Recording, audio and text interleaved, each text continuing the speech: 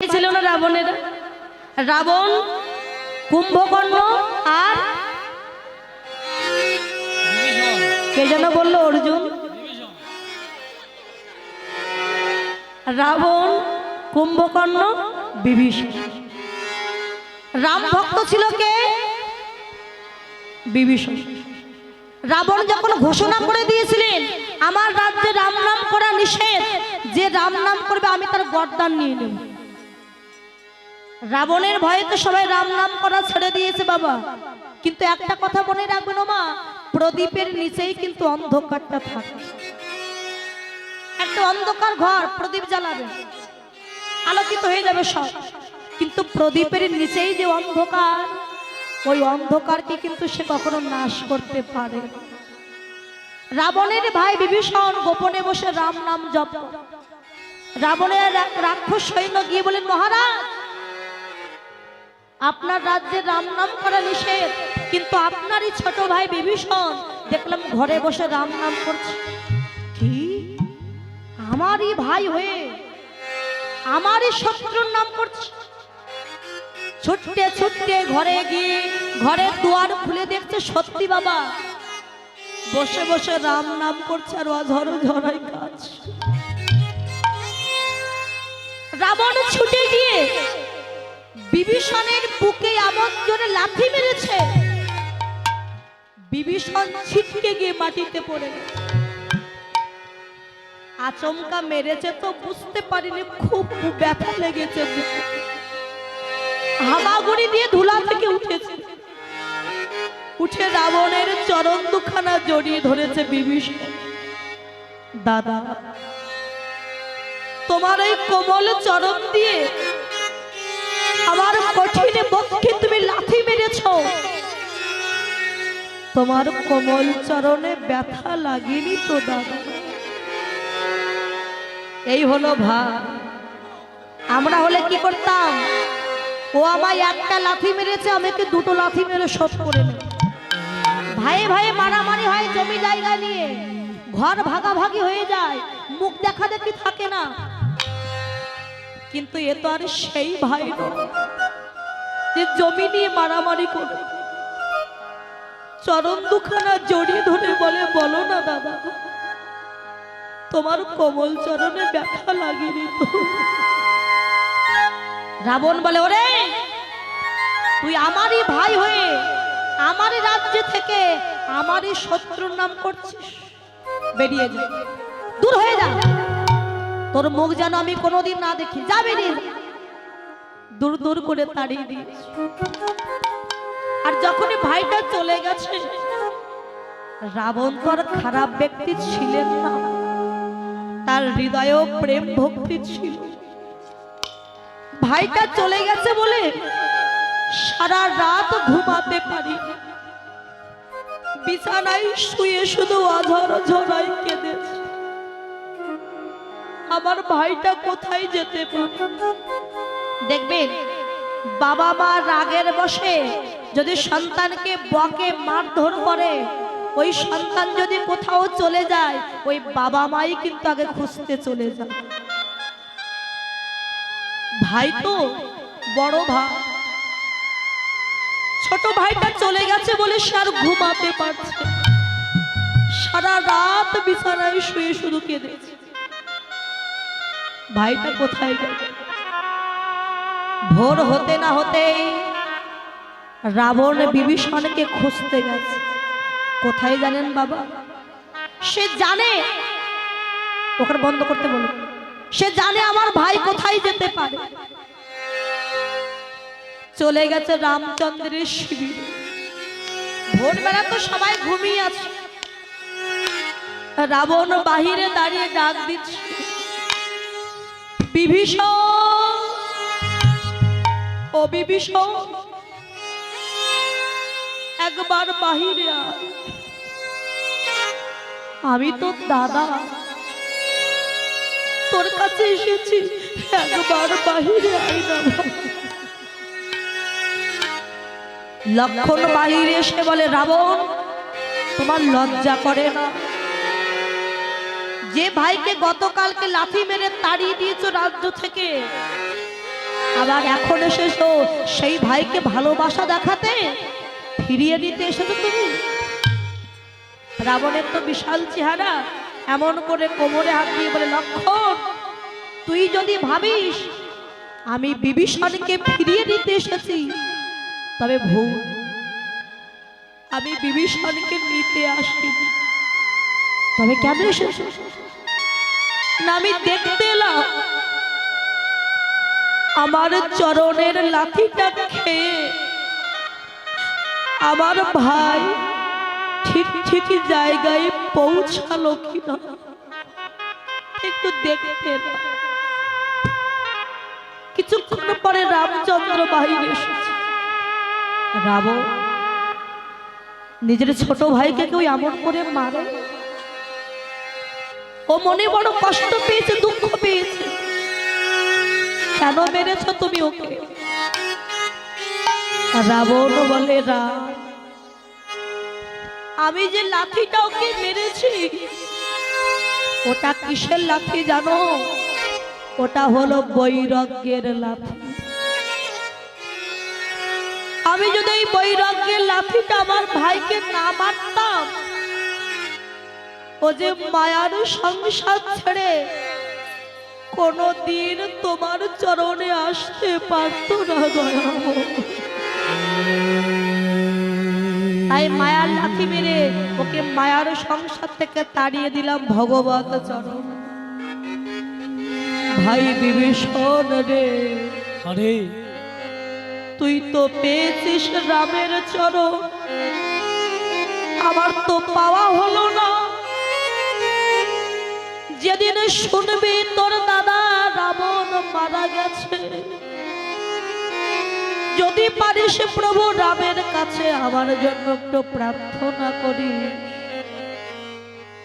যেদিন আমার প্রাণ পাখি উড়ে যাবে, ওই ভব নদীর পারে দাঁড়াইব আমি কাঙাল বলে, জানোই আমায় চরণ ছাড়া করে না। আমার চরণ ছাড়া করিস না। আমায় যেন চরণ ছাড়া করে না রে। যেন ওই চরণে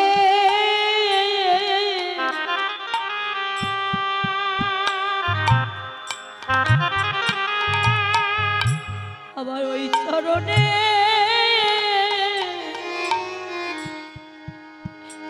একটু আশ্রয় দেয়। আমায় যেন চরণ ছাড়া করে না। আমার ওই চরণে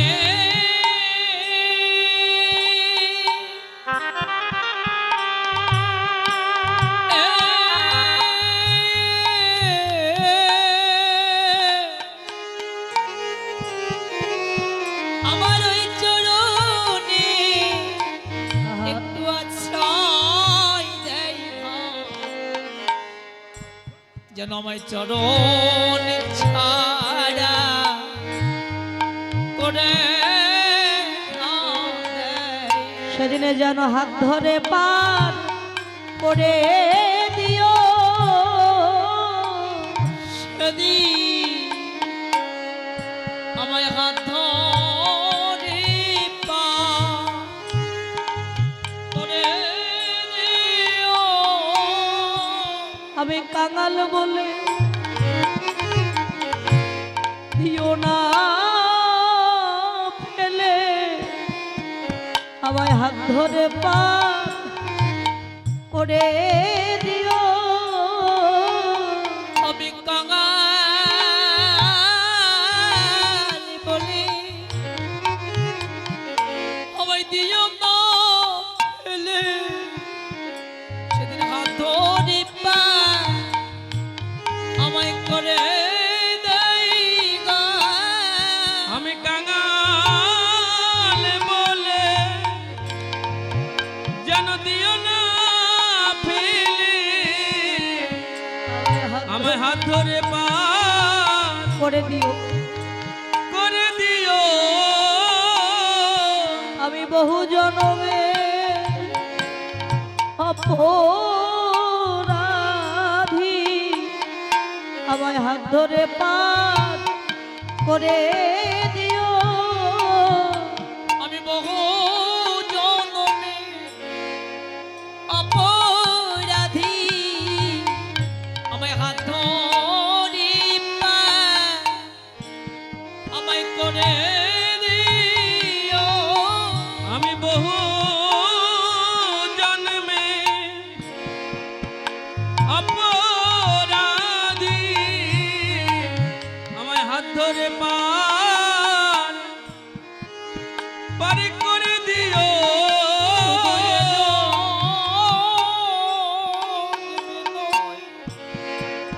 প্রতি জনমে জনমে রইল দাসে এই মিনতি,